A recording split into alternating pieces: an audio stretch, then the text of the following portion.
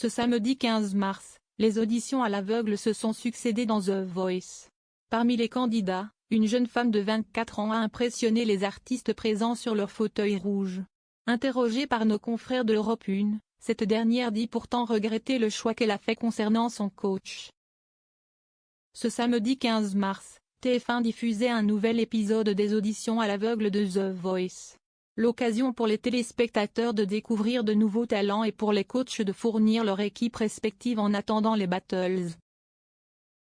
La soirée a notamment été marquée par l'audition d'Eve, une jeune étudiante en philosophie de 24 ans qui a tout balayé sur son passage avec son interprétation de The House of the Rising Sun du groupe The Animals. Une belle revanche pour celle qui avait été recalée du casting de la Star Academy l'an dernier alors qu'elle figurait parmi les derniers en lice.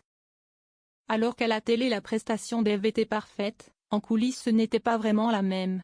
En effet, la jeune femme a expliqué lors d'une interview accordée à nos confrères d'Europe 1 qu'elle était très mal avant de monter sur scène. « J'étais tout simplement malade. J'ai fait une grosse crise de laryngite. C'était la panique à bord, car le rideau était levé sur le plateau, le décompte venait de s'achever. Ils ont dû tout arrêter alors que j'étais déjà sur scène. Je suis retournée en coulisses pour tousser et faire quelques vocalises avant de me lancer pour de bon », a-t-elle notamment confié à propos de l'extrait qui, lors de la diffusion, ne dure qu'une dizaine de minutes. Et pour Eve, la réponse est sans appel: « Je suis fière que ma prestation ait pu toucher. Mais, parmi toutes les fois où j'ai chanté cette chanson, si est-il l'une des pires prestations que j'ai faites. Et honnêtement, je ne suis pas sûre que j'aurais pu faire mieux dans ces conditions-là. » Voilà qui est dit. Du côté des coachs, Eve a fait l'unanimité. Ils ont été 4 à se retourner pour sa prestation exceptionnelle. Si Florent Pagny, Zaz et Vianney étaient emballés, si est Patricia Cass qui a eu la chance d'être choisie par celle qui s'est également décrite comme barmaid. Un choix qu'elle a expliqué à Europe 1, « Honnêtement, je ne l'avais pas en tête avant de passer les auditions. J'étais persuadée que j'allais choisir Florent Pagny.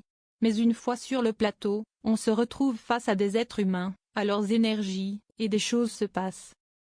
J'ai ressenti quelque chose de plus fort avec Zaz qu'avec Patricia Cass, mais je me suis dit que ce serait plus simple avec elle, car j'avais des problèmes de voix et elle était déjà passée par là. Techniquement et musicalement, ça me semblait aussi intéressant de rejoindre son équipe. Finalement, je le regrette.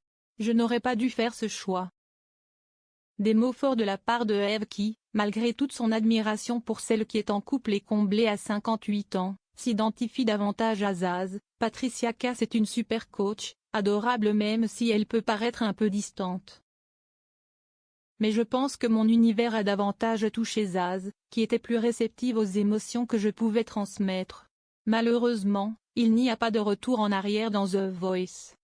Du côté des audiences, cette semaine, The Voice arrive derrière le tournoi des 6 nations et la série Cassandre, avec la suite des auditions à l'aveugle de The Voice orchestrées par Nikos Aliagas.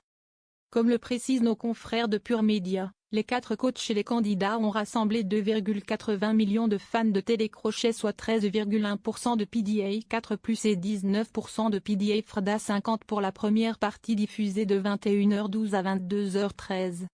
La seconde partie, de 22h21 à 23h12, a conservé l'attention de 2,54 millions de fans soit 13,9% de PDA 4+.